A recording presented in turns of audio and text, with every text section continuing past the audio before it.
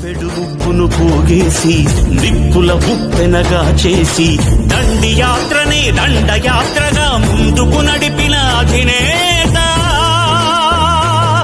సిసలైన జగజ్జేత చరఖాయంత్రం చూపించి స్వదేశీ సూత్రం నేర్పించి నూలు పోగుతో మదపుటే పెడుగుప్పును పోగేసి నిప్పుల ఉప్పెనగా చేసి దండి యాత్రనే దండయాత్రగా ముందుకు నడిపిన అధినేత సిసలైన జగజ్జేత